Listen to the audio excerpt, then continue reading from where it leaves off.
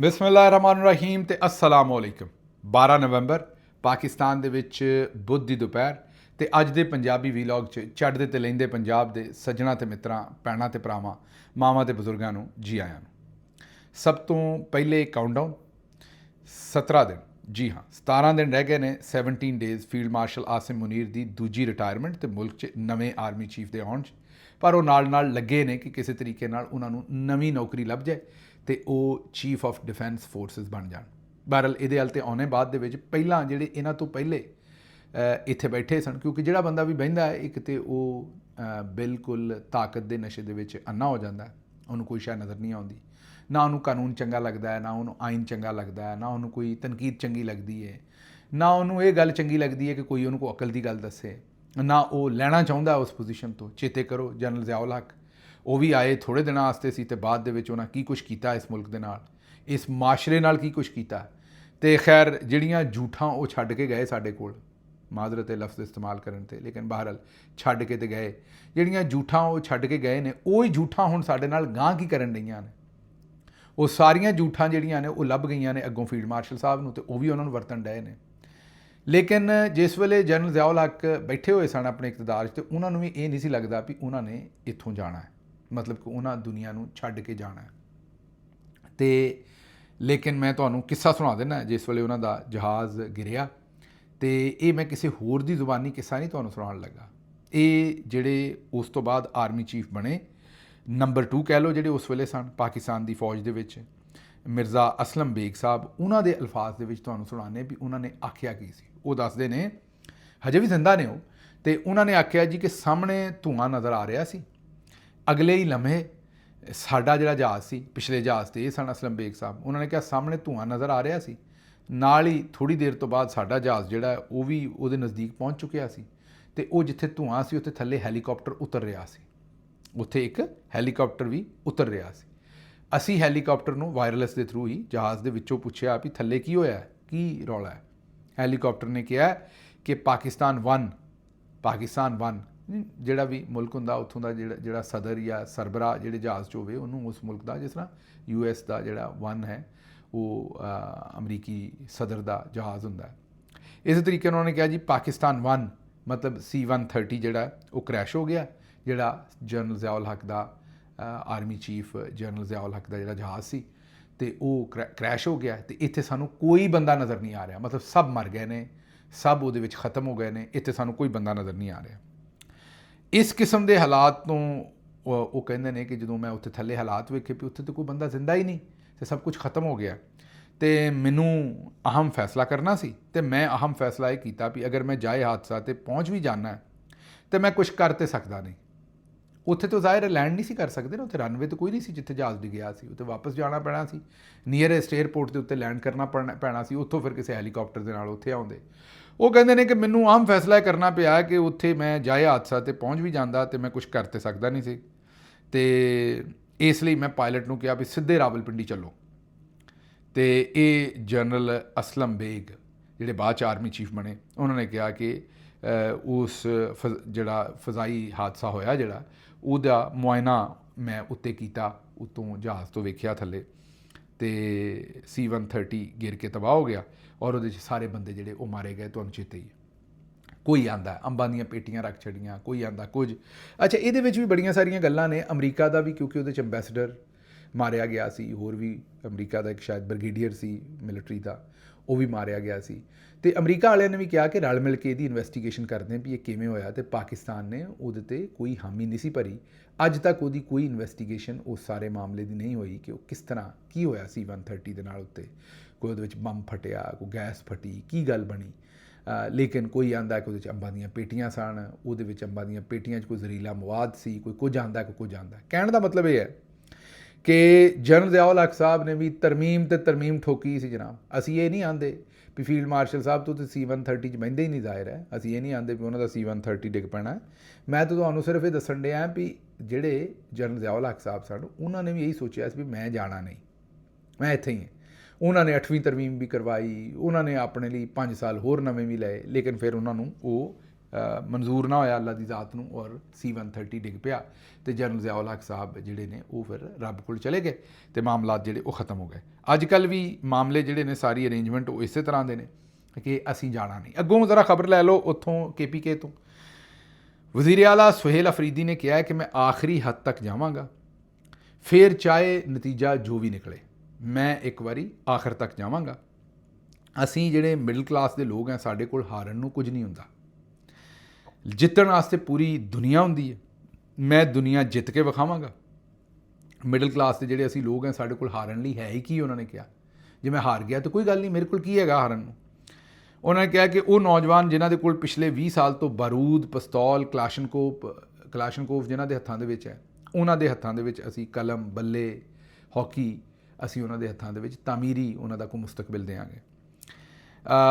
ਇਹ ਸੁਹੇਲ ਅਫਰੀਦੀ ਸਾਹਿਬ ਨੇ ਉੱਥੇ ਗੱਲਬਾਤ ਜਿਹੜੀ ਆਪਣਾ KPK ਦੇ ਵਿੱਚ ਜਰਨਲਿਸਟਾਂ ਦਾ ਕੋਈ ਕ੍ਰਿਕਟ ਲੀਗ ਵਗੈਰਾ ਸੀ ਉਹਦੇ ਇਫਤਤਾਹ ਦੇ ਮੌਕੇ 'ਤੇ ਕੀਤੀ। ਮਤਲਬ ਕਿ ਉਹ ਉੱਥੋਂ ਇਹ ਕਹਿਣਾ ਚਾਹ ਰਹੇ ਨੇ ਕਿ ਜਿਹੜੀ ਉਹਨਾਂ ਦੀ ਮੁਲਾਕਾਤ ਨਹੀਂ ਕਰਵਾਈ ਜਾ ਰਹੀ, ਤੁਹਾਨੂੰ ਪਤਾ ਹੀ ਕਿ ਉਹ ਜਾਂਦੇ ਨੇ ਹਰ ਹਫ਼ਤੇ ਇਮਰਾਨ ਖਾਨ ਨਾਲ ਮੁਲਾਕਾਤ ਕਰਨ, ਉਹਨਾਂ ਦੀ ਜਿਹੜੀ ਮੁਲਾਕਾਤ ਨਹੀਂ ਕਰਵਾਈ ਜਾ ਰਹੀ ਉਹ ਉਹਦੇ ਉੱਤੇ ਬੜਾ ਸਿੱਧਾ ਕਹਿ ਰਹੇ ਨੇ ਕਿ ਮੈਂ ਆਖਰੀ ਹੱਦ ਤੱਕ ਜਾਵਾਂਗਾ, ਮੈਂ ਕੰਪਰੋਮਾਈਜ਼ ਨਹੀਂ ਕਰਾਂਗਾ। ਇਹ ਵੀ ਲੋਕੀ ਆਖਣ ਵਾਲੇ ਆਖਦੇ ਨੇ ਕਿ ਸੁਹੇਲ ਅਫਰੀਦੀ ਦੀ ਹੁਣ ਤੱਕ ਮੁਲਾਕਾਤ ਨਾ ਕਰਵਾਏ ਜਾਣ ਦਾ ਮਤਲਬ ਹੀ ਇਹ ਹੈ ਕਿ ਸੁਹੇਲ ਅਫਰੀਦੀ ਹਜੇ ਤੱਕ ਉਹਨਾਂ ਦੇ ਹੱਥਾਂ 'ਚ ਨਹੀਂ।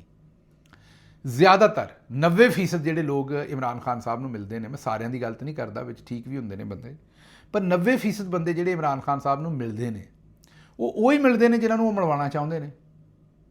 ਸਮਝ ਰਹੇ ਹੋ ਨਾ? ਤਾਂ ਖਾਨ ਸਾਹਿਬ ਨੂੰ ਪਤਾ ਹੁੰਦਾ ਅੰਦਰ ਬੈਠਿਆਂ ਵੀ ਇਹ ਜਿਹੜੇ ਬੰਦੇ ਮੈਨੂੰ ਮਿਲਣ ਆਏ ਨੇ ਕਿਹਨਾਂ ਦੇ ਬੰਦੇ ਨੇ। ਤੇ ਇਹ ਹੁਣ ਸੁਹੇਲ ਅਫਰੀਦੀ ਸਾਹਿਬ ਜ਼ਾਹਿਰ ਹੈ ਪਲੈਨਿੰਗ ਤੇ ਕਰ ਰਹੇ ਹੋਣਗੇ, ਸਾਡੀਆਂ ਵੀ ਉਹਨਾਂ ਦੇ ਨਾਲ ਦੁਆਵਾਂ ਨੇ ਸਾਰੀਆਂ, ਔਰ ਉਮੀਦ ਹੈ ਸਾਨੂੰ ਕਿ ਕੋਈ ਨਾ ਕੋਈ ਰਾਹ ਛੇਤੀ ਕੱਢਣਗੇ, ਇਹ ਮਜ਼ੀਦ ਮਾਮਲਾ ਜਿਹੜਾ ਦੂਰ ਨਹੀਂ ਜਾਏਗਾ। ਅੱਛਾ ਜੀ, ਅੱਗੋਂ ਮੁਹੰਮਦ ਮਾਲਿਕ ਸਾਹਿਬ, ਤੁਹਾਨੂੰ ਪਤਾ ਤਗੜੇ ਜਰਨਲਿਸਟ ਨੇ, ਇੱਕ ਵਾਰੀ ਇਹ ਗੁੱਸਾ ਖਾ ਗਏ ਸਨ ਇਮਰਾਨ ਖਾਨ ਸਾਹਿਬ ਨਾਲ, ਤੇ ਉਦੋਂ ਇਹਨਾਂ ਨੇ ਕੀ ਆਖਿਆ ਸੀ ਇਹ ਜ਼ਰਾ ਸੁਣੋ। मैंने इमरान खान का गिरबान पकड़ना है कि मैंने डॉक्टर बाकिर को ढूंढ कर पकड़ना है कि उससे मुझे कहा जाएगा ये तो बाकिर कर गया, मैं क्या करता हूँ? Who is ultimate decision call ले रहा है इकोनॉमी की? मालिक, जो भी फैसला है जिम्मेदार मैं हूँ, और मैं जिम्मेदार ऐसे हूँ कि कोई फैसला मेरे पूछे बगैर नहीं होता। ਸੁਣ ਲਿਆ ਜੀ। ਹੁਣ ਉਹ ਆਂਦੇ ਨੇ ਕਿ ਸਾਨੂੰ ਤੇ ਬਿਜਲੀ ਦੇ ਬਿੱਲ ਤੋਂ ਵੀ ਇਸਤਸਨਾ ਨਹੀਂ, ਸਾਨੂੰ ਟ੍ਰੈਫਿਕ ਦੇ ਚਲਾਨ ਤੋਂ ਵੀ ਇਸਤਸਨਾ ਨਹੀਂ, ਤੇ ਤੁਹਾਡੀ ਸਾਰੀ ਜ਼ਿੰਦਗੀ ਇਸਤਸਨਾ ਹੈ, ਤੁਹਾਨੂੰ ਕੋਈ ਪੁੱਛ ਹੀ ਨਹੀਂ ਸਕਦਾ, ਦੱਸ ਹੀ ਨਹੀਂ ਸਕਦਾ। ਮਾਲਿਕ ਸਾਹਿਬ ਫਿਰ ਇਹ ਕੰਮ ਤੇ ਹੋਣੇ ਨੇ, ਤੁਹਾਨੂੰ ਪਤਾ। ਇਹ ਜਿਹੜੇ ਹੁਣ ਸੱਜਣ ਨੇ ਨੂਨ ਲੀਗ ਵਾਲੇ ਮੇਰੇ, ਤੁਹਾਡੇ ਜਾਂ ਪੀਪਲਸ ਪਾਰਟੀ ਵਾਲੇ, ਇਹ ਇਹਨਾਂ ਨੂੰ ਲੈ ਕੇ ਆਏ ਨੇ, ਜਾਂ ਫੀਲਡ ਮਾਰਸ਼ਲ ਉਹਨਾਂ ਨੂੰ ਲੈ ਕੇ ਆਇਆ ਤੇ ਉਹ ਹੁਣ ਫੀਲਡ ਮਾਰਸ਼ਲ ਨੂੰ ਲੈ ਕੇ ਆਏ ਨੇ। ਤੇ ਅਸਲ 'ਚ ਤੇ ਇਹਨਾਂ ਨੂੰ ਜ਼ਿਆਉਲ ਹਕ ਲੈ ਕੇ ਆਇਆ ਸੀ ਨੂਨ ਵਾਲਿਆਂ ਨੂੰ, ਤੇ ਪੀਪਲਸ ਪਾਰਟੀ ਵਾਲਿਆਂ ਨੂੰ ਅਯੂਬ ਖਾਨ ਸਾਹਿਬ ਲੈ ਕੇ ਆਏ ਸਨ, ਕਿਉਂਕਿ ਭੁੱਟੋ ਸਾਹਿਬ ਲੈ ਕੇ ਆਏ ਸਨ ਉਹਨਾਂ ਨੂੰ, ਉਹ ਵੀ ਆਰਮੀ ਚੀਫ ਸਨ। ਫਿਰ ਪੀਪਲਸ ਪਾਰਟੀ ਨੂੰ ਮਜ਼ੀਦ ਤੜਕਾ ਜਿਹੜਾ ਉਹ ਆਰਮੀ ਚੀਫ ਜਨਰਲ ਯਾਹਿਆ ਨੇ ਲਾਇਆ ਸੀ। ਤੇ ਫਿਰ ਹੁਣ ਜ਼ਾਹਿਰ ਹੈ ਮਿਲ ਮਿਲਾ ਕੇ ਜਿਹੜਾ ਕੰਮ ਹੈ ਇਹ ਤੇ ਹੋਣਾ ਸੀ। ਤੇ ਹੁਣ ਅਗਰ ਫੋਰ ਐਗਜ਼ਾਮਪਲ PTI ਇਸ ਵੇਲੇ ਮੁਸੀਬਤ 'ਚੋਂ ਗੁਜ਼ਰ ਰਹੀ ਹੈ, ਅਗਰ ਕੱਲ੍ਹ ਨੂੰ PTI ਵੀ ਇਹੀ ਕੰਮ ਕਰਦੀ ਹੈ ਨੂਨ ਵਾਲੇ ਔਰ ਪੀਪਲਸ ਪਾਰਟੀ ਵਾਲੇ, ਤੇ ਜ਼ਾਹਿਰ ਹੈ ਫਿਰ ਲੋਕਾਂ ਨੇ, ਜਿਵੇਂ ਅੱਜ ਲੋਕੀ ਪੀਪਲਸ ਪਾਰਟੀ ਨੂੰ ਤੇ ਨੂਨ ਲੀਗ ਨੂੰ ਦਤਕਾਰ ਰਹੀ ਹੈ, ਉਂਝ PTI ਨੂੰ ਦਤਕਾਰੇਗੀ। ਇਸ ਲਈ ਤੇ ਅਮਾਲ ਨੇ, ਜਿੰਨੇ ਸਿੱਧੇ ਰੱਖ ਲਏ ਉਹ ਬਚ ਗਿਆ, ਜਿੰਨੇ ਸਿੱਧੇ ਨਾ ਰੱਖੇ ਉਹ ਮਾਰਿਆ ਗਿਆ। ਤੇ ਇਹ ਹੁਣ ਸੌਦਾ ਕਰ ਚੁੱਕੇ ਨੇ ਤੇ ਇਸਤਸਨਾ ਇਹਨਾਂ ਲੈ ਲਿਆ। ਲੇਕਿਨ ਮੈਂ ਹੁਣੇ ਵਾਕਿਆ ਸੁਣਾਇਆ, ਜ਼ਿਆਉਲ ਹਕ ਸਾਹਿਬ ਨੇ ਵੀ ਬੜੇ ਇਸਤਸਨਾ ਲਏ ਸਨ, ਪਰ ਰੱਬ ਨੇ ਉਹਨਾਂ ਨੂੰ ਇਸਤਸਨਾ ਨਹੀਂ ਦਿੱਤਾ। ਤੇ ਇਹ ਤੇ ਰੱਬ ਦੇ ਕੰਮ ਨੇ, ਰੱਬ ਨੇ ਕਿਹਨੂੰ ਇਸਤਸਨਾ ਦੇਣਾ, ਕਿੰਨਾ ਚਿਰ ਦੇਣਾ ਔਰ ਕਦੋਂ ਦੇਣਾ।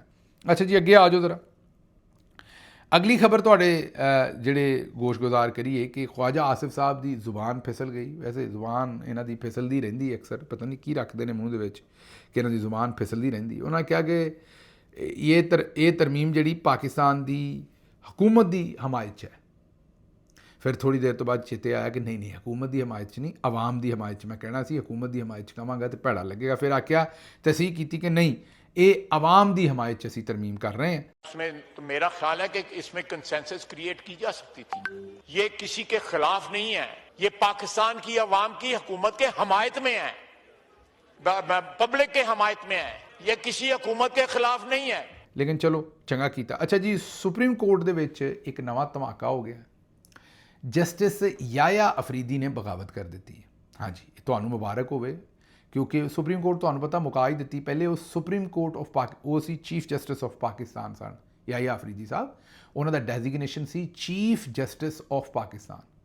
हुण होणगे chief justice of supreme court. हुण वो चीफ जस्टिस ऑफ पाकिस्तान नहीं कहला सकते। ਸਮਝ ਰਹੇ ਨਾ। ਉਹਦੀ ਵਜ੍ਹਾ ਹੈ ਕਿ ਉਹਨਾਂ ਦੀ ਅਦਾਲਤ ਹੁਣ ਮਤਹਿਤ ਹੋ ਗਈ ਆਈਨੀ ਅਦਾਲਤ ਦੇ, ਲੇਕਿਨ ਉਹਨਾਂ ਨੇ ਬਗਾਵਤ ਕਰ ਦਿੱਤੀ ਹੈ ਔਰ ਉਹਨਾਂ ਨੇ ਕਿਹਾ ਕਿ ਮੈਂ ਹੁਣ ਜਿਹੜਾ ਨਾ ਇਹ ਮਜ਼ੀਦ ਇਸ ਸਾਰੇ ਮਾਮਲੇ ਨੂੰ ਬਰਦਾਸ਼ਤ ਨਹੀਂ ਕਰਨਾ, ਮੈਂ ਮੁਕਾਬਲਾ ਕਰਾਂਗਾ ਇਸ ਸਾਰੀ ਗੱਲ ਦਾ। ਔਰ ਉਹਨਾਂ ਨੇ ਕਿਹਾ ਕਿ ਬਸ ਬਹੁਤ ਹੋ ਗਿਆ ਜਿੰਨਾ ਹੋ ਸਕਦਾ ਸੀ, ਮੈਂ ਤੰਗ ਪੈ ਗਿਆ, ਇਹ ਸਾਰਾ ਕੁਝ ਇੰਜ ਮਜ਼ੀਦ ਨਹੀਂ ਚੱਲ ਸਕਦਾ, ਤੇ ਉੱਠ ਕੇ ਖਲੋ ਗਏ ਨੇ। ਅੱਛਾ ਤੁਸੀਂ ਘਬਰਾਉਣਾ ਨਹੀਂ, ਐਵੇਂ ਤੁਸੀਂ ਮਤਲਬ ਕਿਤੇ ਪਰੇਸ਼ਾਨ ਹੋ ਜਾਓ ਸਾਰੇ, ਉਹ ਆਈਨੀ ਤਰਮੀਮ ਵਗੈਰਾ ਦੇ ਖਿਲਾਫ ਨਹੀਂ ਖਲੋਤੇ, ਨਾ ਨਾ ਨਾ ਨਾ, ਉਹ ਖਲੋਤੇ ਨੇ, ਉਹਨਾਂ ਨੇ ਆਖਿਆ ਬਿਜਲੀ ਦੇ ਬਿੱਲ ਬਹੁਤ ਆ ਰਹੇ ਨੇ ਤੇ ਮੈਂ ਸਾਰੀਆਂ ਅਦਾਲਤਾਂ ਸੋਲਰ ਤੇ ਕਰ ਦੇਣੀਆਂ ਨੇ। ਕਮਾਲ ਨਹੀਂ ਹੋ ਗਿਆ? ਇਹ ਉਹੀ ਮੈਨੂੰ ਯਾਦ ਆ ਗਿਆ ਪੰਜਾਬੀ ਫਿਲਮਾਂ ਦੇ ਵਿੱਚ ਜਾਗੀਰਦਾਰ ਜਦੋਂ ਕਿਸੇ ਕੁੜੀ ਨੂੰ ਚੁੱਕ ਲੈਂਦਾ ਸੀ ਤੇ ਉਹ ਜਾਂਦਾ ਸੀ ਉੱਥੇ, ਜਿਹੜਾ ਹੀਰੋ ਹੁੰਦਾ ਸੀ ਘੋੜੇ ਤੇ ਪਹਿਲਾਂ ਤੇ ਧੂੜ ਹਟਾਉਂਦਾ ਜਾਂਦਾ ਸੀ, ਫਿਰ ਜਾਗੀਰਦਾਰ ਦੇ ਘਰ ਦਾ ਬੂਹਾ ਸ਼ੂਹਾ ਭੰਨ ਕੇ ਅੰਦਰ ਗੁਜ਼ਰਦਾ ਸੀ ਤੇ ਅੰਦਰ ਜਾ ਕੇ ਆਂਦਾ ਸੀ, ਉਹ ਜਾਗੀਰਦਾਰਾ ਮੇਰੀ ਭੈਣ ਦਾ ਦੁਪੱਟਾ ਮੋੜ ਦੇ। ਤੇ ਉਹ ਇਹ ਨਹੀਂ ਸੀ ਪੁੱਛਦਾ ਵੀ ਭੈਣ ਕਿੱਥੇ ਹੈ, ਭੈਣ ਉੱਥੇ ਨਹੀਂ ਸੀ ਹੁੰਦੀ, ਉਹ ਗਾਇਬ ਕੀਤੀ ਹੁੰਦੀ ਸੀ, ਲੇਕਿਨ ਦੁਪੱਟਾ ਮੰਗਦਾ ਸੀ ਵੀ ਭਰਾਵਾ ਪਹਿਲਾਂ ਉਹਦਾ ਭੈਣ ਮੰਗ, ਉਹਨੂੰ ਨਾਲ ਲੈ ਕੇ ਜਾ, ਦੁਪੱਟੇ ਇਕੱਲੇ ਨੂੰ ਕੀ ਕਰਨਾ ਹੈ। ਤੇ ਉਹੀ ਸੂਰਤ ਹਾਲ ਸਾਨੂੰ ਇੱਥੇ ਲੱਗਣ ਡਈ ਹੈ ਕਿ ਜਿਹੜੇ ਯਾਹਿਆ ਅਫਰੀਦੀ ਸਾਹਿਬ ਨੇ, ਚੀਫ ਜਸਟਿਸ ਆਫ ਪਾਕਿਸਤਾਨ ਹੁੰਦੇ ਸੀ, ਅਜੇ ਤੱਕ ਹੈ ਨੇ, ਤਰਮੀਮ ਅਜੇ ਤੱਕ ਨਹੀਂ ਹੋਈ, ਉਹਨਾਂ ਨੇ ਆਖਰ ਜਿਹੜੀ, ਮੇਰਾ ਮਤਲਬ ਹੈ ਕਿ ਖਲੋਤੇ ਹੀ ਨੇ ਉਹਨਾਂ ਨੇ। ਤੁਸੀਂ ਉਹਨਾਂ ਨੂੰ ਇਹ ਤਾਂ ਨਹੀਂ ਅਸੀਂ ਕਹਿ ਸਕਦੇ ਚੀਫ ਜਸਟਿਸ ਨੇ, ਹੁਣ ਇਹ ਲਫ਼ਜ਼ ਨਹੀਂ ਮੈਂ ਇਸਤੇਮਾਲ ਕਰ ਸਕਦਾ ਵੀ ਉਹਨਾਂ ਜੇ ਗੈਰਤ ਖਾਧੀ, ਨਹੀਂ, ਮੈਂ ਇਹੀ ਕਹਾਂਗਾ ਵੀ ਗੁੱਸਾ ਖਾਧਾ। ਗੈਰਤ ਦਾ ਲਫ਼ਜ਼ ਨਾਮਾਕੂਲ ਹੋਏਗਾ ਉਹਨਾਂ ਵਾਸਤੇ ਇਸਤੇਮਾਲ ਕਰਨਾ। ਉਹਨਾਂ ਗੁੱਸਾ ਖਾਧਾ ਹੀ ਖਾਧਾ, ਤੇ ਆਖਿਆ ਕੀ ਹੈ? ਉਹਨਾਂ ਨੇ ਆਖਿਆ ਇਹ ਹੈ ਕਿ ਮੈਂ ਇਹ ਮਜ਼ੀਦ ਨਹੀਂ ਹੋਣ ਦਿਆਂਗਾ, ਜਾਗੀਰਦਾਰਾ ਮੇਰੀ ਭੈਣ ਦਾ ਦੁਪੱਟਾ ਮੋੜ ਦੇ। ਉਹਨਾਂ ਨੇ ਕਿਹਾ ਕਿ ਬਸ ਹੁਣ ਮੈਂ ਸੋਲਰ ਤੇ ਕਰ ਦੇਣੀਆਂ ਨੇ ਪਾਕਿਸਤਾਨ ਦੀਆਂ ਸਾਰੀਆਂ ਅਦਾਲਤਾਂ। ਇਹ ਜ਼ਰਾ ਇਹ ਵੇਖੋ ਵੈਸੇ ਕਿਹੜੇ ਜੋਕਰ ਸਾਨੂੰ ਲੱਭੇ ਨੇ। ਉਹ ਜਸਟਿਸ ਅਤਰ ਮੰਨਲਾ ਸਾਹਿਬ ਤੇ ਜਸਟਿਸ ਮਨਸੂਰ ਸਾਹਿਬ ਇਹਨਾਂ ਨੂੰ ਖਤ ਲਿਖਣ ਡਏ ਨੇ ਕਿ ਉੱਠ ਖਲੋਵੋ, ਅਦਲੀਆ ਲੁੱਟੀ ਗਈ ਜੇ। ਅਦਾਲਤ ਉਜ਼ਮਾ ਕਹਿੰਦੇ ਨਾ ਇਹਨੂੰ, ਤੇ ਹਾਈ ਕੋਰਟ ਨੂੰ ਆਲੀਆ ਕਹਿੰਦੇ ਨੇ, ਅਦਾਲਤ ਆਲੀਆ। ਉਹਨੂੰ ਵੀ ਉਜ਼ਮਾ ਦੀ ਇੱਜ਼ਤ ਲੁੱਟੀ ਗਈ ਜੇ, ਉੱਠ ਕੇ ਖਲੋ ਜਾਓ। ਉਹ ਜਸਟਿਸ ਮਨਸੂਰ ਸਾਹਿਬ ਤੇ ਜਸਟਿਸ ਜਿਹੜੇ ਆਪਣਾ ਅਤਰ ਮੰਨਲਾ ਸਾਹਿਬ ਨੇ, ਉਹਨਾਂ ਨੇ ਇਹਨੂੰ ਖਤ ਲਿਖੇ ਨੇ ਬੜੇ, ਔਰ ਫੈਸਲ ਸਦੀਕੀ ਸਾਹਿਬ ਨੇ ਜਿਹੜੇ ਵਕੀਲ ਨੇ, ਉਹਨਾਂ ਨੇ ਖਤ ਲਿਖੇ, ਬੜਾ ਜ਼ਮੀਰ ਸ਼ਮੀਰ ਝੰਜੋੜਿਆ। ਤੇ ਮੈਂ ਸੋਚਿਆ ਪਤਾ ਨਹੀਂ ਵਾਕਈ ਆ ਅਫਰੀਦੀ ਸਾਹਿਬ ਖੜੇ ਹੋ ਗਏ ਨੇ, ਉਹ ਪਤਾ ਲੱਗਾ ਨਹੀਂ, ਉਹਨਾਂ ਕਿਹਾ ਕਿ ਬਸ ਮੈਂ ਸਾਰੀਆਂ ਅਦਾਲਤਾਂ ਸੋਲਰ ਤੇ ਕਰ ਦੇਣੀਆਂ ਨੇ। ਜੀ ਉਹ ਸ਼ੇਰ ਬੱਗਿਆ, ਤੇਰੀਆਂ ਵੀ ਧੁੰਮਾਂ ਹੀ ਪੈਣਗੀਆਂ ਜਦੋਂ ਆਇਆ। ਅੱਛਾ ਇਹ ਵੀ ਪਤਾ ਚੱਲਿਆ, ਚਲੋ ਕਿਸੇ ਦਿਨ ਦੁਬਾਰਾ ਦੱਸਾਂਗੇ ਅੱਜ ਕੱਲ੍ਹ ਇਕੱਲੇ ਹੀ ਕੀ ਕਰਦੇ ਰਹਿੰਦੇ ਨੇ, ਇੱਕ ਖੇਡ ਇਕੱਲੇ ਹੀ ਖੇਡਦੇ ਨੇ ਚੀਫ ਜਸਟਿਸ ਯਾਹਿਆ ਅਫਰੀਦੀ ਸਾਹਿਬ, ਉਹ ਵੀ ਦੱਸਾਂਗੇ ਵੀ ਕਿਹੜੀ ਖੇਡ ਅੱਜ ਕੱਲ੍ਹ ਇਕੱਲੇ ਹੀ ਖੇਡੀ ਜਾਂਦੇ ਨੇ। ਅੱਛਾ ਜੀ, ਅੱਗੋਂ ਅਦੀਲ ਰਾਜਾ ਸਾਹਿਬ ਉਹਨਾਂ ਨੇ ਕਿਹਾ ਹੈ ਕਿ ਇਸ ਤਰਮੀਮ ਦੇ ਸਭ ਤੋਂ ਵੱਡੇ ਲੂਜ਼ਰ ਯਾਹਿਆ ਅਫਰੀਦੀ ਸਾਹਿਬ ਨੇ। ਉਹ ਸੁਪਰੀਮ ਕੋਰਟ ਦੇ ਚੀਫ ਜਸਟਿਸ ਹੁੰਦੇ ਹੁਣ ਸੈਸ਼ਨ ਕੋਰਟ ਦੇ ਅਫਜ਼ਲ ਮਜੋਕਾ ਦੇ ਲੈਵਲ 'ਤੇ ਆ ਗਏ ਨੇ, ਜੋ ਅਸਲ ਦੇ ਵਿੱਚ ਉਹਨਾਂ ਦੀ ਵੈਲਿਊ ਵੀ ਸੀ। ਹੁਣ ਯਾਹਿਆ ਸਾਹਿਬ ਜਿਹੜੇ ਨੇ, ਉਹਨਾਂ ਦੇ ਕੋਲੋਂ ਕੰਮ ਅਫਜ਼ਲ ਮਜੋਕਾ ਵਾਲਾ ਲਿਆ ਜਾਏਗਾ, ਪੈਸੇ ਚੀਫ ਜਸਟਿਸ ਵਾਲੇ ਲੱਭਣਗੇ, ਤੇ ਅਫਰੀਦੀ ਸਾਹਿਬ ਜਿਹੜੇ ਉਹ ਚਿੱਲ ਕਰਨਗੇ। ਲੇਕਿਨ ਨਾਲ ਇੱਕ ਹੋਰ ਵਕੀਲ ਸਾਹਿਬ ਨੇ ਵੱਡੇ, ਉਹਨਾਂ ਨੇ ਕਿਹਾ ਕਿ ਜਿਹੜੇ ਸਲਾਹੁਦੀਨ ਸਾਹਿਬ ਸ਼ਾਇਦ ਉਹਨਾਂ ਦਾ ਨਾਂ ਹੈ, ਉਹਨਾਂ ਨੇ ਕਿਹਾ ਕਿ ਚੀਫ ਜਸਟਿਸ ਬੜਾ ਰਾਜ਼ੀ ਹੈ ਅੰਦਰੋਂ। ਕਿਸੇ ਨੇ ਪੁੱਛਿਆ ਜੀ ਉਹ ਕਿਉਂ? ਉਹਨਾਂ ਕਿਹਾ ਉਹ ਤਾਰੀਖ ਰਕਮ ਕਰ ਰਹੇ ਨੇ, ਉਹ ਪਾਕਿਸਤਾਨ ਦੇ ਆਖਰੀ ਸੁਪਰੀਮ ਕੋਰਟ ਦੇ ਚੀਫ ਜਸਟਿਸ ਹੋਣਗੇ ਜਿਨ੍ਹਾਂ ਨੂੰ ਚੀਫ ਜਸਟਿਸ ਆਫ ਪਾਕਿਸਤਾਨ ਆਖਿਆ ਜਾਏਗਾ। ਉਸ ਤੋਂ ਬਾਅਦ ਕੋਈ ਬੰਦਾ ਚੀਫ ਜਸਟਿਸ ਆਫ ਪਾਕਿਸਤਾਨ ਨਹੀਂ ਆਏਗਾ। ਉਹਨਾਂ ਨੇ ਕਿਹਾ ਇਸ ਲਈ ਉਹ ਖੁਸ਼ ਨੇ ਕਿ ਮੈਂ ਤਾਰੀਖ ਦੇ ਵਿੱਚ ਆਖਰੀ ਬੰਦਾ, ਇੰਝ ਜਿਵੇਂ ਬਹਾਦਰ ਸ਼ਾਹ ਜ਼ਫਰ ਵੀ ਆਖਰੀ ਸੀ, ਸਮਝਦੇ ਹੋ ਨਾ। ਕਿਸੇ ਵੇਲੇ ਕੁੱਟ ਪੈਂਦੀ, ਕੋਈ ਆਖਰੀ ਬੰਦਾ ਵੀ ਹੁੰਦਾ ਜਿਹਨੂੰ ਕੁੱਟ ਪੈਂਦੀ ਹੈ। ਬਹਰਹਾਲ ਇਹਦੇ 'ਚ ਕੋਈ ਫਖਰ ਵਾਲੀ ਗੱਲ ਨਹੀਂ ਵੀ ਆਖਰ ਤੇ ਲਿੱਤਰ ਕਿਹਨੂੰ ਪਏ ਨੇ, ਲੇਕਿਨ ਬਹਰਹਾਲ ਅਗਰ ਯਾਹਿਆ ਅਫਰੀਦੀ ਸਾਹਿਬ ਇਹ ਸਮਝਦੇ ਨੇ ਕਿ ਬੜਾ ਆਖਰੀ ਹੈ, ਮੈਂ ਕੰਮ ਕੀਤਾ, ਔਰ ਹੁਣ ਉਹ ਚੀਫ ਜਸਟਿਸ ਪਾਕਿਸਤਾਨ ਤੋਂ ਚੀਫ ਜਸਟਿਸ ਸੁਪਰੀਮ ਕੋਰਟ ਹੋ ਗਏ, ਜਿੱਥੇ ਉਹ ਸਿਵਲ, ਦੀਵਾਨੀ, ਫੈਮਿਲੀ, ਤਲਾਕ ਸ਼ਲਾਕ ਦੇ ਮੁਕੱਦਮੇ ਜਿਹੜੇ ਨੇ ਉਹ ਸੁਣਿਆ ਕਰਨਗੇ। ਉਹਨਾਂ ਨੂੰ ਨਵਾਂ ਸਫ਼ਰ ਜਿਹੜਾ ਉਹ ਮੁਬਾਰਕ ਹੋਵੇ। ਅੱਛਾ ਜੀ, ਅੱਗੋਂ ਤੁਹਾਨੂੰ ਪਤਾ ਹੀ ਕਿ ਇਰਫਾਨ ਸਦੀਕੀ ਸਾਹਿਬ ਵਫਾਤ ਪਾ ਗਏ ਨੇ। ਉਹਨਾਂ ਦੀ ਵਫਾਤ 'ਤੇ ਵੀ ਬੜੇ ਰੌਲੇ ਪਏ ਨੇ ਇਸ ਵੇਲੇ। ਚਲੋ ਅਸੀਂ ਵੀ ਇਹੀ ਆਖਿਆ ਵੀ ਅੱਲਾ ਉਹਨਾਂ ਦੀ ਮਗਫਰਤ ਕਰੇ, ਦੁਆ ਕੀਤੀ ਉਹਨਾਂ ਲਈ। ਲੇਕਿਨ ਲੋਕੀ ਆਉਂਦੇ ਨੇ ਕਿ ਮਗਫਰਤ ਦੀ ਦੁਆ ਤਾਂ ਕਰੋ, ਲੇਕਿਨ ਨਾਲ ਉਹਨਾਂ ਨੇ ਜਿਸ ਤਰ੍ਹਾਂ ਬੰਦੇ ਦੀਆਂ ਚੰਗਿਆਈਆਂ ਯਾਦ ਰੱਖੀ ਦੀਆਂ ਨੇ, ਅਤੇ ਜਿਹੜੇ ਉਹਨਾਂ ਨੇ ਐਸੇ ਕੰਮ ਕੀਤੇ ਨੇ ਜਿਹਦੇ ਨਾਲ ਪੂਰੀ ਕੌਮ ਇਸ ਵੇਲੇ ਫਸ ਗਈ ਹੈ, ਉਹ ਵੀ ਯਾਦ ਕਰੋ, ਉਹ ਵੀ ਯਾਦ ਰੱਖੋ, ਤਾਂ ਕਿ ਉਹਨਾਂ ਦੀਆਂ ਇਹਨਾਂ ਹਰਕਤਾਂ ਤੋਂ ਬੰਦੇ ਜਿਹੜੇ ਇਸ ਵੇਲੇ ਜਿਉਂਦੇ ਨੇ ਉਹ ਸਿੱਖਣ ਅਤੇ ਗਾਂ ਉਹ ਇਹ ਹਰਕਤਾਂ ਨਾ ਕਰਨ। ਬਹਰਹਾਲ ਇਹ ਵੀ ਇੱਕ ਕੜਮੱਸ ਪਿਆ ਇਸ ਵੇਲੇ, ਅਤੇ ਜਨਾਜ਼ਾ ਉਹਨਾਂ ਦਾ ਨਹੀਂ ਪੜ੍ਹਨ ਗਏ। ਹਾਲਾਂਕਿ ਜਿਸ ਵੇਲੇ ਨਈਮੁਲ ਹਕ ਸਾਹਿਬ ਦੀ ਵਫਾਤ ਹੋਈ ਸੀ ਅਤੇ ਬੜੀ ਤਨਕੀਦ ਕਰਦੇ ਸਨ ਨੂਨ ਲੀਗ ਵਾਲੇ ਕਿ ਜੀ ਇਮਰਾਨ ਖਾਨ ਸਾਹਿਬ ਨਹੀਂ ਗਏ, ਅਤੇ ਅਸੀਂ ਤਾਂ ਨਹੀਂ ਇਹਨਾਂ ਦੀ ਤਨਕੀਦ ਕੀਤੀ ਕਿ ਤੁਸੀਂ ਕਿਉਂ ਨਹੀਂ ਗਏ, ਇਹ ਤਾਂ ਮੇਰਾ ਮਤਲਬ ਕੋਈ ਵਜ੍ਹਾ ਹੋਏਗੀ ਨਹੀਂ ਗਏ। ਲੇਕਿਨ ਹੁਣ ਜਿਸ ਵੇਲੇ ਸੋਸ਼ਲ ਮੀਡੀਆ 'ਤੇ ਲੋਕ ਇਹਨਾਂ ਨੂੰ ਲਿੱਤਰੋ ਲਿੱਤਰੀ ਹੋਏ ਨੇ, ਅਤੇ ਫਿਰ ਸ਼ਾਮੀ ਗਏ ਨੇ, ਉਹਨਾਂ ਦੇ ਘਰ ਗਏ ਨੇ, ਜਾ ਕੇ ਉੱਥੇ ਤਸਵੀਰਾਂ ਖਿਚਵਾਉਂਦੇ ਰਹੇ ਨੇ। ਬਹਰਹਾਲ ਨੂਨ ਲੀਗ ਦੇ ਮੇਨ ਲੀਡਰਸ਼ਿਪ ਸ਼ਰੀਫ ਖਾਨਦਾਨ ਦੇ ਵਿੱਚੋਂ ਕੋਈ ਇਰਫਾਨ ਸਦੀਕੀ ਸਾਹਿਬ ਦੇ ਜਨਾਜ਼ੇ 'ਤੇ ਨਹੀਂ ਪਹੁੰਚਿਆ। ਅੱਛਾ ਜੀ, ਅੱਗੋਂ ਇੱਕ ਇੱਥੇ ਕਮੈਂਟ ਕਿਸੇ ਨੇ ਲਿਖਿਆ ਹੋਇਆ, ਮੈਂ ਆਪਣੇ ਵੀਲੌਗਸ ਦੇ ਕਮੈਂਟ ਜ਼ਰੂਰ ਪੜ੍ਹਦਾ, ਤੁਹਾਨੂੰ ਪਤਾ ਰੋਜ਼ ਕੋਸ਼ਿਸ਼ ਹੁੰਦੀ ਹੈ। ਉਹਨਾਂ ਨੇ ਲਿਖਿਆ ਕਿ ਜੀ ਇਹ ਸੋਚੋ, ਮੈਂ ਤਾਂ ਨਹੀਂ ਇਹ ਗੱਲ ਕਰ ਸਕਦਾ ਮਾੜੀ, ਮੈਂ ਤਾਂ ਕਿਸੇ ਦੇ ਮਰਨ ਦੀ ਦੁਆ ਨਹੀਂ ਕਰਦਾ, ਲੇਕਿਨ ਇਹ ਕਿਸੇ ਨੇ ਲਿਖਿਆ ਕਿ ਸੋਚੋ ਇਹਨਾਂ ਦੀ ਮੌਤ ਤੇ ਜਿਹੜੀ ਹੋਈ, ਜਿਸ ਦਿਨ ਜਨਰਲ ਬਾਜਵਾ ਮਰੇਗਾ ਜਾਂ ਮੌਜੂਦਾ ਸਾਹਿਬ ਜਿਸ ਵੇਲੇ ਫੌਤ ਹੋਣਗੇ, ਤੇ ਉਸ ਵੇਲੇ ਤਾਂ ਦੁਨੀਆ ਛੁਰਲੀਆਂ ਪਟਾਕੇ ਚਲਾਏਗੀ। ਮੈਂ ਬਹਰਹਾਲ ਕਿਸੇ ਦੀ ਮੌਤ ਦੇ ਉੱਤੇ ਰਾਜ਼ੀ ਹੋਣ ਵਾਲੇ ਬੰਦਿਆਂ 'ਚੋਂ ਨਹੀਂ, ਮੈਂ ਇਸ ਲਈ ਇਹ ਗੱਲ ਨਹੀਂ ਕਹਾਂਗਾ। ਤੁਹਾਡਾ ਜਿਹੜਾ ਕਮੈਂਟ ਸੀ ਉਹ ਤੁਹਾਡੇ ਸਾਹਮਣੇ ਇਸ ਚੀਜ਼ ਨੂੰ ਰੱਖ ਦਿੰਦੇ ਹਾਂ। ਅੱਛਾ ਜੀ, ਹੁਣ ਹੈ ਜਿਸ ਤਰ੍ਹਾਂ ਮੈਂ ਤੁਹਾਨੂੰ ਕਿਹਾ ਕਿ ਜਿਹੜਾ ਮਜ਼ਾਕ ਉਡਾਇਆ ਜਾ ਰਿਹਾ ਹੈ, ਇਹਦੇ 'ਚ ਵੀ ਮੈਂ ਸ਼ਾਮਿਲ ਨਹੀਂ, ਲੇਕਿਨ ਲੋਕੀ ਕਿਉਂਕਿ ਕਰ ਰਹੇ ਨੇ ਤਾਂ ਤੁਹਾਡੇ ਸਾਹਮਣੇ ਰੱਖ ਦਿੰਦੇ ਹਾਂ। 26 ਨਵੰਬਰ ਨੂੰ ਪੁਰਅਮਨ ਮੁਜ਼ਾਹਰੀਨ ਸ਼ਹੀਦ ਹੋ ਗਏ, ਜ਼ਿਆਦਾਤਰ ਨੌਜਵਾਨ ਸਨ, ਉਹਨਾਂ ਦਾ ਮਜ਼ਾਕ ਉਡਾਇਆ ਜਾਂਦਾ ਰਿਹਾ। ਤੇ ਹੁਣ ਸੁਲੰਗੀ ਸਾਹਿਬ ਦਾ ਟਵੀਟ ਵੇਖੋ। ਉਸ ਤੋਂ ਇਲਾਵਾ ਅਤਾ ਤਾਰਨ ਨੇ ਕਿਹਾ ਵੀ ਜਿੱਥੇ ਲਾਸ਼ ਪਈ ਹੁੰਦੀ ਉੱਤੇ ਝੰਡਾ ਪਾ ਦਿੰਦੇ ਨੇ PTI ਦਾ, ਕੋਈ ਆਂਦਾ ਲਾਸ਼ ਹੈ ਹੀ ਨਹੀਂ। ਇਹ ਆਪਣੇ ਇਰਫਾਨ ਸਦੀਕੀ ਸਾਹਿਬ ਵੀ ਆਂਦੇ ਸਨ ਗੋਲੀ ਚੱਲੀ ਕੋਈ ਨਹੀਂ, ਲਾਸ਼ ਕੋਈ ਡਿੱਗੀ ਨਹੀਂ। ਤੇ ਜਦੋਂ ਤੁਸੀਂ ਲੋਕਾਂ ਦੀਆਂ ਮਈਤਾਂ ਨੂੰ, ਬਲਕਿ ਉਹ ਸੱਤੀ ਸਾਹਿਬ ਜਿਹੜਾ ਨਵਾਜ਼ਿਸ਼ ਸੱਤੀ ਸਾਹਿਬ ਦਾ ਬੇਟਾ ਸ਼ਹੀਦ ਹੋਇਆ ਸੀ, ਤੁਹਾਨੂੰ ਪਤਾ ਹੈ ਮਰੀ ਤੋਂ, ਸਾਡਾ ਸ਼ਹੀਦ ਹੈ ਉਹ 26 ਨਵੰਬਰ ਦਾ, ਉਹਦੇ ਭਾਈ ਨੇ ਕੱਲ੍ਹ ਟਵੀਟ ਕੀਤਾ ਸੀ ਕਿ ਮੇਰੇ ਭਾਈ ਦੀ ਮਈਤ ਦਾ ਮਜ਼ਾਕ ਉਡਾਉਂਦੇ ਰਹੇ ਨੇ ਸਾਰੇ। ਹੁਣ ਦੱਸੋ, ਜਦੋਂ ਇਰਫਾਨ ਸਦੀਕੀ ਸਾਹਿਬ ਖੁਦ ਵੀ ਸ਼ਾਮਿਲ ਸਨ ਉਹਨਾਂ ਸਾਰੀਆਂ ਗੱਲਾਂ 'ਚ, ਔਰ ਉਹਨਾਂ ਦੇ ਲੱਗਦੇ ਲੈਂਦੇ ਸਾਰੇ ਸ਼ਾਮਿਲ ਸਨ, ਤੇ ਹੁਣ ਜਿਨ੍ਹਾਂ ਦੇ ਸ਼ਹੀਦ ਹੋਏ ਨੇ ਉਹ ਕਿਸ ਤਰ੍ਹਾਂ ਭੁੱਲ ਜਾਣ? ਉਹਨਾਂ ਨੇ ਵੀ ਤਾਂ ਗੱਲਾਂ ਕਰਨੀਆਂ ਨੇ। ਇਹ ਤੇ ਉਸ ਵੇਲੇ ਸ਼ਹੀਦ, ਤੇ ਫਿਰ ਤੁਸੀਂ ਦੂਜੇ ਦੇ ਸ਼ਹੀਦ ਨੂੰ ਇੱਜ਼ਤ ਨਾ ਦਿਓ, ਤੇ ਉਹ ਫਿਰ ਤੁਹਾਡੇ ਵਾਲੇ ਦੇ ਵੀ ਤੇ ਸਵਾਲ ਕਰਨਗੇ ਨਾ। ਇਹ ਤੇ ਮੈਂ ਦੱਸਿਆ ਨਾ ਵੀ ਹੱਥਾਂ ਦੀਆਂ ਦਿੱਤੀਆਂ ਮੂੰਹ ਨਾਲ ਖੋਲ੍ਹਣੀਆਂ ਪੈਂਦੀਆਂ ਨੇ। ਇਹ ਜਿੱਡੀ ਦੂਰ ਤੁਸੀਂ ਨਿਕਲ ਗਏ ਜੇ ਜੋ ਜ਼ੁਲਮ ਇਮਰਾਨ ਖਾਨ ਨਾਲ ਦੂਸਰਿਆਂ ਨੇ ਕੀਤਾ, ਮੈਨੂੰ ਤਾਂ ਨਹੀਂ ਸਮਝ ਕੇ ਤੁਸੀਂ ਇਹਦਾ, ਇਹ ਜਦੋਂ ਤੁਹਾਡੀ ਵਾਰੀ ਆਈ ਤੇ ਵਾਰੀ ਦੇ ਲੋਗੇ। ਤੇ ਜੇ ਛੋਟਾ ਜਿਹਾ ਟ੍ਰੇਲਰ ਹੈ, ਪਹਿਲਾ ਬੰਦਾ ਉਦੋਂ ਦਾ ਰੱਬ ਕੋਲ ਗਏ ਨੇ ਇਰਫਾਨ ਸਦੀਕੀ ਸਾਹਿਬ, ਤੇ ਜੋ ਕੁਝ ਹੋਇਆ ਅੱਲਾ ਮਾਫ ਕਰੇ, ਜਿਸ ਤਰ੍ਹਾਂ ਲੋਕਾਂ ਨੇ ਰਿਐਕਟ ਕੀਤਾ ਇਸ ਗੱਲ ਦੇ ਉੱਤੇ, ਜਿੰਨੀ ਤਨਕੀਦ ਕੀਤੀ। ਵਰਨਾ ਲੋਕੀ ਜਿਹੋ ਜਿਹਾ ਵੀ ਬੰਦਾ ਹੋਵੇ, ਜਿਸ ਵੇਲੇ ਬੰਦਾ ਮਰ ਜਾਂਦਾ ਹੈ ਤਾਂ ਉਹਨੂੰ ਛੱਡ ਛੁੱਟ ਦਿੰਦੇ ਨੇ, ਲੇਕਿਨ ਜ਼ੁਲਮ ਹੀ ਇੰਨਾ ਕੀਤਾ ਹੈ ਲੋਕਾਂ 'ਤੇ ਕਿ ਲੋਕਾਂ ਕੋਲੋਂ ਭੁੱਲਿਆ ਨਹੀਂ ਜਾ ਰਿਹਾ, ਲੋਕਾਂ ਕੋਲ ਅੱਗੇ ਨਹੀਂ ਤੁਰਿਆ ਜਾ ਰਿਹਾ। ਅੱਗੇ ਚੱਲਨੇ ਜੀ, ਤੁਹਾਡੇ ਸਾਹਮਣੇ ਜਿਹੜੀ ਅਗਲੀ ਖਬਰ ਤੁਹਾਡੇ ਸਾਹਮਣੇ ਰੱਖਣੀ ਹੈ ਉਹ ਹੈ ਕਿ ਮੌਜੂਦਾ ਹਕੂਮਤ ਨੇ ਆਇਨ ਦਾ ਹੁਲੀਆ ਵਿਗਾੜ ਦਿੱਤਾ ਹੈ। ਆਇਨ ਦੇ ਵਿੱਚ ਜ਼ਾਹਿਰ ਹੈ ਅੱਲਾ ਦੀ ਜ਼ਾਤ ਨੂੰ ਹਾਕਮੀਅਤ ਆਲਾ ਦਿੱਤੀ ਸੀ, ਫਿਰ ਆਵਾਮ ਨੂੰ ਦਿੱਤੀ ਸੀ।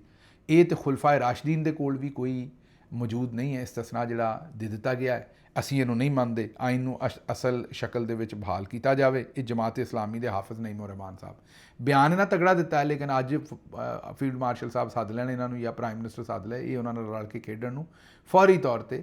ਇਹ ਵਾਹਿਦ ਪਾਰਟੀ ਹੈ ਜਿਹੜੀ ਹਿੱਸਾ ਬਕਦਰੇ ਜੁੱਸਾ ਤੋਂ ਵੀ ਥੱਲੇ ਮੰਨ ਜਾਂਦੀ ਹੈ। ਫਜ਼ਲ ਰਹਿਮਾਨ ਸਾਹਿਬ ਤੇ ਕਮ ਅਜ਼ ਕਮ ਹਿੱਸਾ ਬਕਦਰੇ ਜੁੱਸਾ ਲੈਂਦੇ ਨੇ। ਅਲੱਗ ਗੱਲ ਹੈ ਵੀ ਉਹਨਾਂ ਨੇ ਵੀ ਕਿਹਾ ਕਿ ਜੀ ਕੌਮੀ ਅਸੈਂਬਲੀ 'ਚ ਅਸੀਂ ਵੋਟ ਨਹੀਂ ਦੇਣਾ, ਅਸੀਂ ਬਗਾਵਤ ਕਰਨੀ ਹੈ। ਹੁਣ ਇਹ ਵੀ ਬੜੀ ਬਾਰੀਕ ਗੱਲ ਹੈ, ਉਹਨਾਂ ਨੂੰ ਪਤਾ ਉਹਨਾਂ ਦੇ ਵੋਟ ਦੀ ਲੋੜ ਹੀ ਨਹੀਂ ਹੈ, ਉਹ ਤਰਮੀਮ ਵੈਸੇ ਹੀ ਪਾਸ ਹੋ ਜਾਣੀ ਹੈ।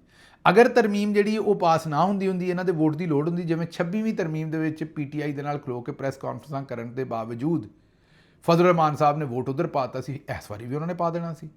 ਇਹ ਬੜਕਾਂ ਜਿਹੜੀਆਂ ਮਾਰਦੇ ਨੇ, ਸਾਡੇ ਲਿਬਰਲ ਹੋਣ ਜਾਂ ਸਾਡੇ ਉਲਮਾ ਕਰਾਮ ਹੋਣ ਜਾਂ ਮਜ਼ਹਬੀ ਹਲਕੇ ਹੋਣ, ਇਹ ਸਾਰਿਆਂ ਦੀਆਂ ਬੜਕਾਂ ਫੂਕੀਆਂ ਨੇ।